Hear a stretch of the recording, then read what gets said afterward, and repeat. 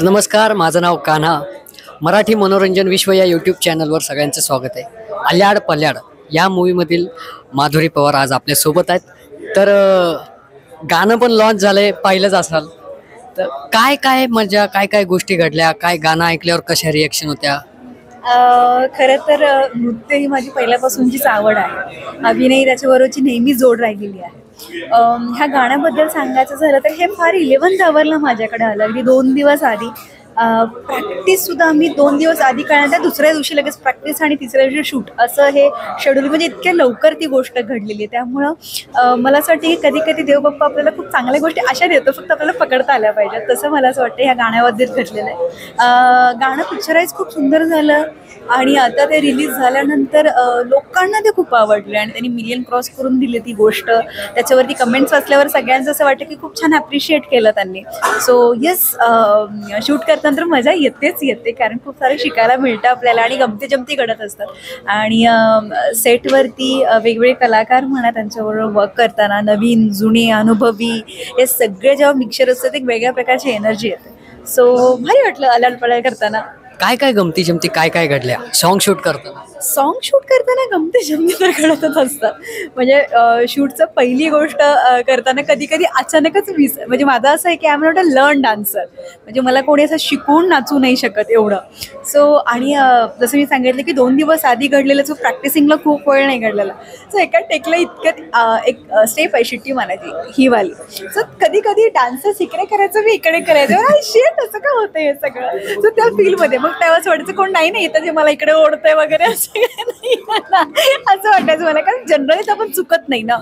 पण मला असं वाटलं की आपण हे 11th आवरला करते म्हणून झालं असावं. त्यामुळे ती तशी गोष्ट व्हायची. मग मला जरा म्हणलं 1 5 मिनिटं द्या.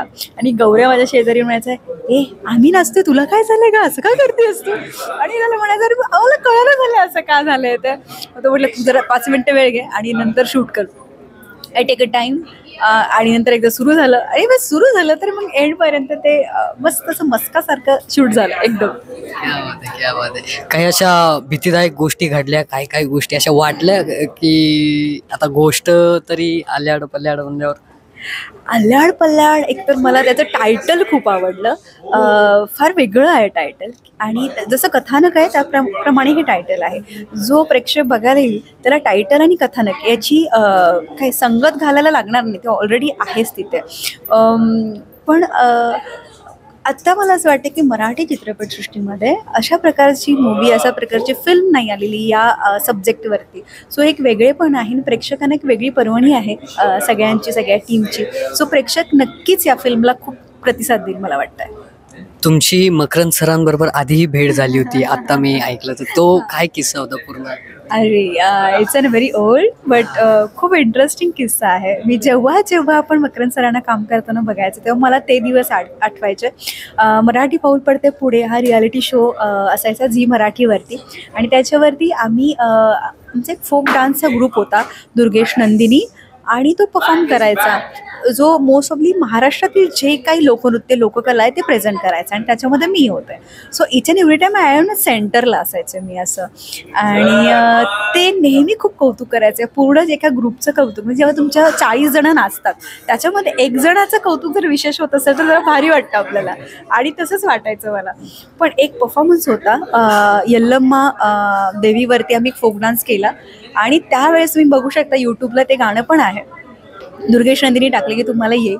सो त्याच्यामधली मी ओळख ना, आत्ता सरांना सर म्हणले मी ओळखलंच नाही तुला, त्यामध्ये तू एवढी गुबगुबीत अशी गुटगुटीत आहेस, आणि कळालं पण नाही ते त्यांना.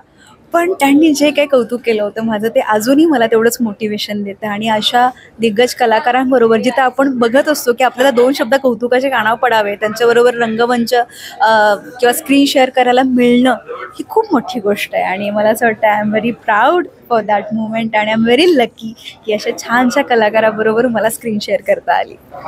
जाता जाता प्रेक्षकांना काय सांगशील फिल्मबद्दल? प्रेक्षकांना तेवढंच हक्काचं मागणं जे प्रत्येक कलाकाराचं असतं तेच माझं पण असणार आहे, की तुम्ही सगळ्यांनी येऊन हा चित्रपटगृहामध्ये 14 जूनला नक्की बघायचा आहे. ही हक्काची विनवणी.